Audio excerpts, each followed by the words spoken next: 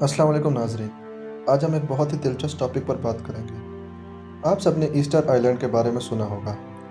आज हम Easter island की बहुत ही अजीबो-गरीब राज़ों पर बात करेंगे। स्टोरी के उसकी वीडियोस में खुशामदीद।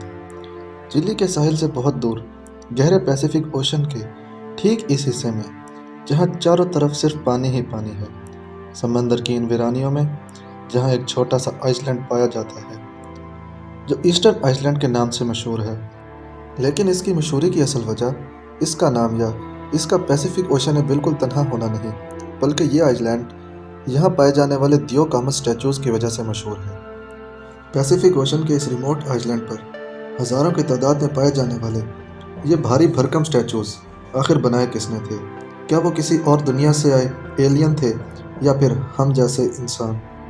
व्यूवर्स, ये बात है ईयर 1722 की, यानी आज से करीबन 300 साल पहले, जब एक यूरोपियन एक्सप्लोरर जैकोब रॉकवीन अपनी बोट में तैरते तैरते गलती से इस आइसलैंड पर आ पहुंचा था।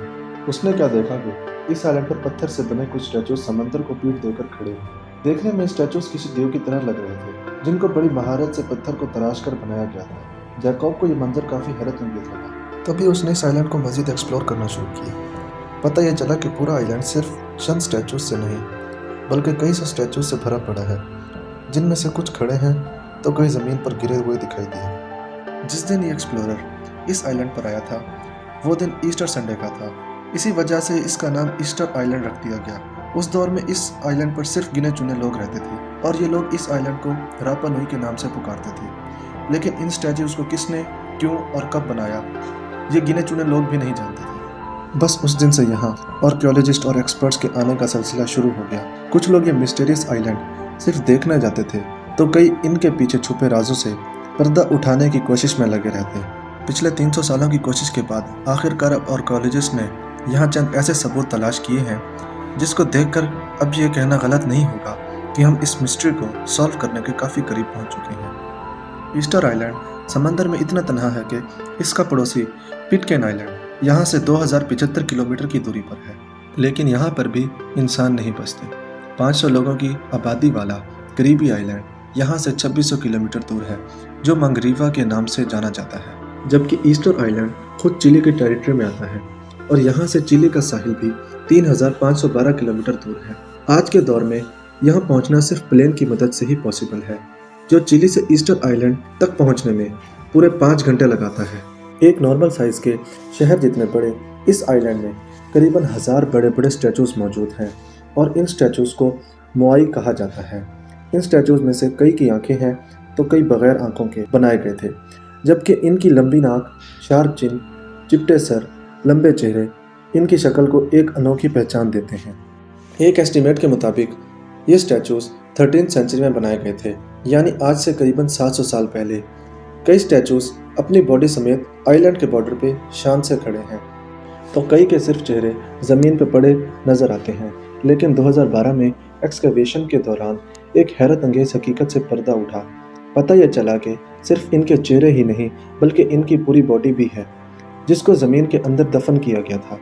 इनमें सबसे लंबे स्टैचू की हाइट 33 फीट है, यानी इसकी लंबाई एक पैसेंजर बस की लंबाई जितनी है, जबकि इसका वज़न 10,000 किलोग्राम बताया जाता है, जिसको उठाना तो दूर की बात, इसको हिलाने के लिए भी 500 लोगों की ज़रूरत पड़ सकती है। हैरान कुन चीज़ तो तब पता चली जब एक्सपर्ट्स को एक रिसर्च के दौरान ऐसा स्टैचू मिला जो इनकम्प्लीट छोड़ दिया गया था।